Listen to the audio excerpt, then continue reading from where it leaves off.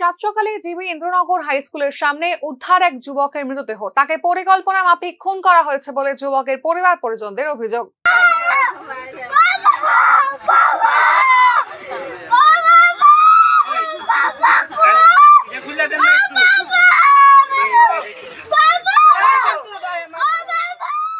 মৃত যুবকের নাম মনীষ দেব। বিবাহিত এই ব্যক্তির মরদেহ বৃহস্পতিবার সকালে উদ্ধার করা হয় স্থানীয় এলাকার একটি মাঠ থেকে।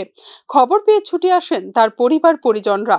তদন্তের জন্য আসে জিবি আউটপোস্টের পুলিশ। মনীষ দেবের স্ত্রী ও অন্যান্য পরিজনদের অভিযোগ, মনীষ দেবকে পরিকল্পনা মাফিক খুন করেছে তার সঙ্গী সাথীরা।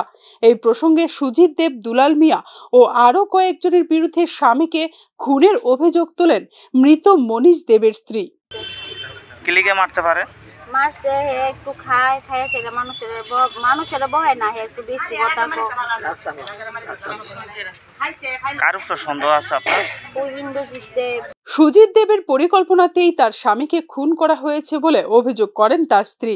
সন্দেহভাজন এই লোকেরা তার স্বামীকে নিজেদের স্বার্থে সবসময় ব্যবহার করত বলে মনীষ দেবের স্ত্রীর অভিযোগ।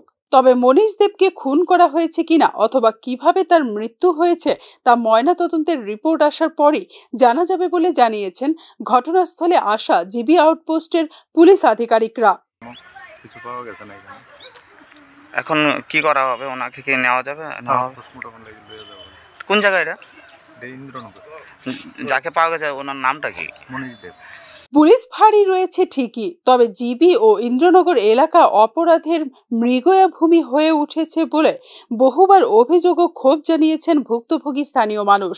সংগঠিত মাফিয়াদের দমন করার বদলে তাদের সঙ্গেই পুলিশের নিত্য ওঠা বসার কারণে আরও ঘোরালো হয়েছে পরিস্থিতি।